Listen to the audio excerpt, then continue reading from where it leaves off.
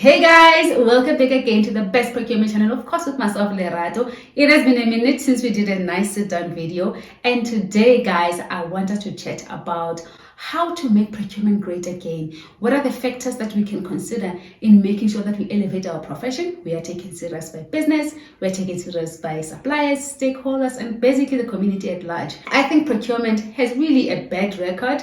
From the most, part of it, people don't understand, of course, because of this misconception. It's also a myth that is just being painted out there, right? But we also need to take accountability on some of the things. So today, I want us to talk about how to make procurement great again. So let's start.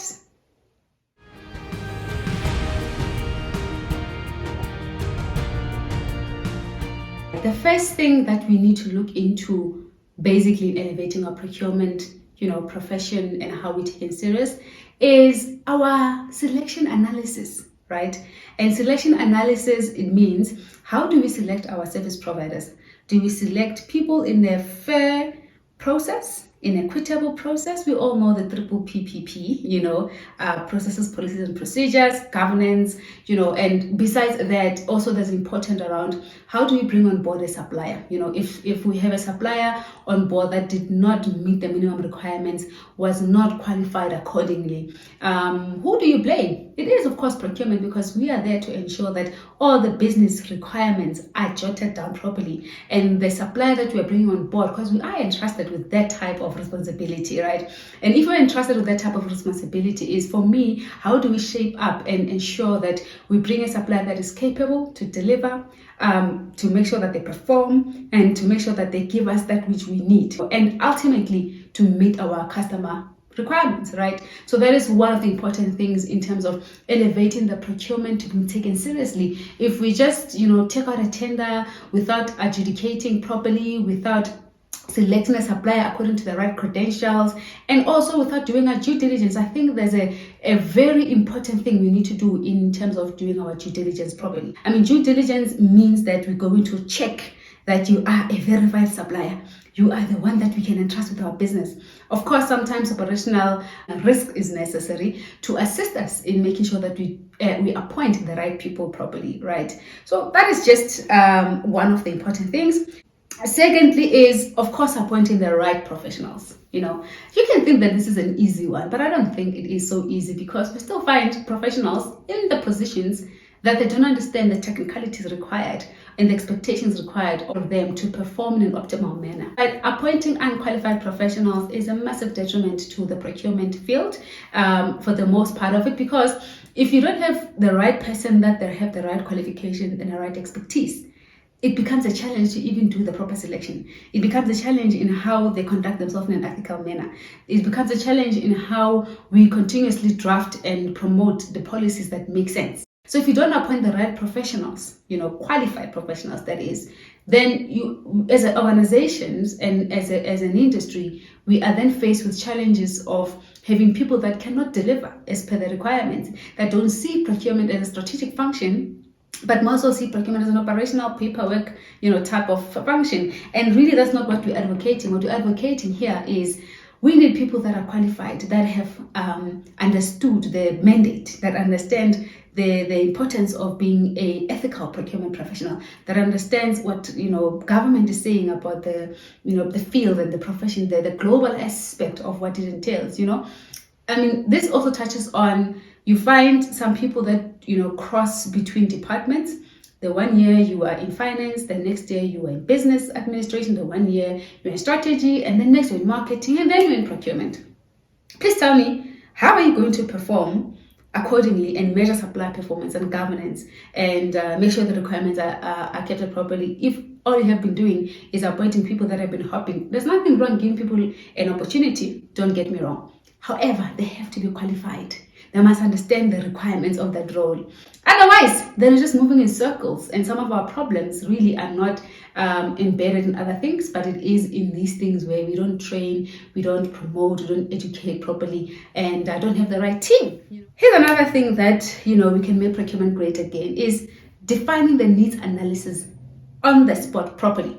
Before you take out that RFP document, before you take out the tender document, is your needs defined accordingly?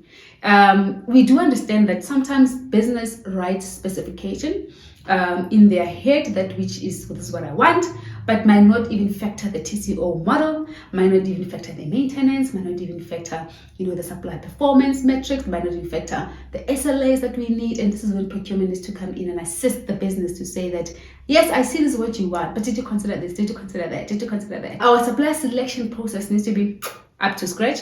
At the same time, our needs definition analysis must be on point. And this also speaks to demand planning. How often do we do a demand analysis, our demand plans? Very few, I believe that other organizations and professionals do that. But if you can do a proper needs analysis definition, sometimes you need to get even a business analyst to help you define these requirements properly. Trust me, it does take that. And there are really matured companies that work on this. And for me, this then improves the procurement fraternity, if I can say that. And the other factor, of course, guys, is promoting our procurement policies. Do you understand that sometimes if we don't update our policies, we really can become very mundane and outdated? So how often do we actually promote and encourage reviewing our procurement policies? Someone might have written a policy donkey years ago, but in the world we live in today, is it really relevant? Is it still relevant? Is it still meeting the business requirements as per the pace that is required now? I mean, VUCA world is existing. We know everything is volatile, things are uncertain, and we need to adapt to business requirements as in like this. At the same time, we are promoting and showing up as people who are agile.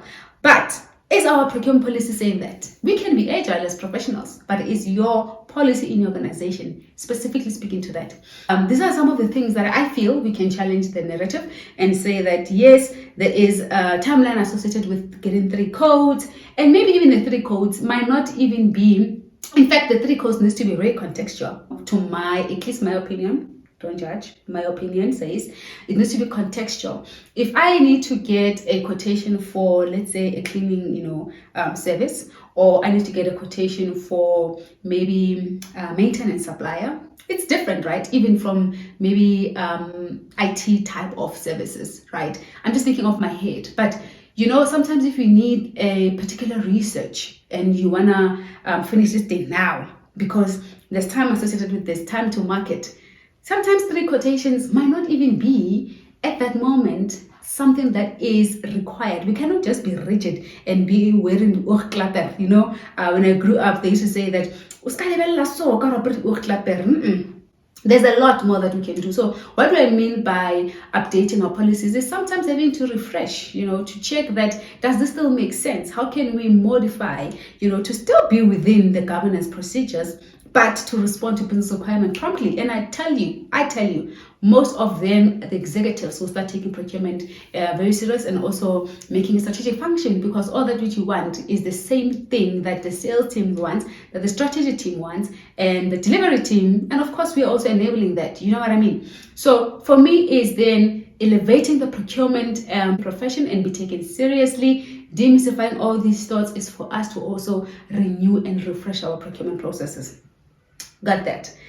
And then another thing is we have lack of automation. I mean, you'll be so surprised. There's still about 40-50% of companies that are still running manual procurement processes, And how then do we amplify procurement in the eyes of business or even in the market itself if we are still paperwork driven? If there's such a word.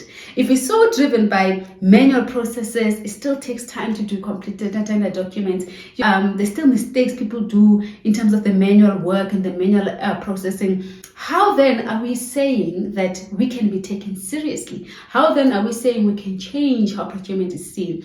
Because it is in these small things that we need to adapt and to promote that will continuously then become a factor towards how we are seen. We are not seen as lazy people. We are not seen as people that take forever. We are not seen as people that don't read things. But this is how then I believe that we can come across better, because the minute you introduce automation, then what you're doing is speaking into, flexibility, digitization, the future of getting things done. Automation, you can't run away from automation. You can't run away from artificial intelligence. Everything now is robotics. Do you understand? Even on the phoning app, there's bots all over. But how are we then promoting procurement to be such? And I think that is one of the important things that can elevate how procurement is seen, because We are moving with the business. We are moving with the times. We are moving with what the world is at. We probably entering fifth industrial revolution, and we need a procurement type of fifth industrial revolution to some extent. Believe me. And of course, last but not least, guys, this includes holding each other accountable. How is procurement professionals held accountable? There's a code of conduct, of course, that we comply with if you are then part of a particular professional body, like your SIPs, And the code of conduct then says this is how you behave, this is how you conduct yourself as an ethical procurement personnel, right? But there's less accountability, there's less consequence management. And, this is just a broader conversation that we probably need to have as professionals or even as government, in accounting the profession itself. Similar to what, the Law Society has for lawyers. If you dare act in an unduly conduct manner or whatever, Law Society will take away your license. For us as professionals, that to even reduce and minimize some of these fraudulent activities and corruption and people finding themselves in wrong places, I do believe that other people who were not taught what they need to do right. Then there's also, of course, that 5% or whatever percentage that exists because of that's just who they are. But if there is no consequence management that governs the profession itself, it does contribute to procurement not being taken seriously. But how we can make it great again is to put those measures in place that says that this is what we hold you accountable for. If you do not, child will take away your license. In fact, the health organization has this nurses, the Health Professional Association, that if you are found as a nurse and a doctor, that you've done funny things and you did not act according to your code of conduct, they take your license away. And I think this is just some of the simple things that we can look into. Some are within our control. Of course, some are not in our control. But why not change? Why not promote? Why not propose? We can, right? And I'm one for that I need me to be taken seriously. And it's how I, of course, come across to the world and also to my clients and to my suppliers and ultimately to the economy. We are all contributing towards the 3P, profit, people, planet. Yeah, so that's what we do. We have that responsibility. Yeah, that's all I had for today, guys. Thank you so much for tuning in with me while I have my cup of tea, of course, as always. I had a good time just sharing on this conversation because these are the conversations that we must have to elevate our profession and be taken seriously. Let's make procurement great again. Yeah. Thanks, guys, for tuning with me and have a beautiful week until we chat again really soon. Mwah.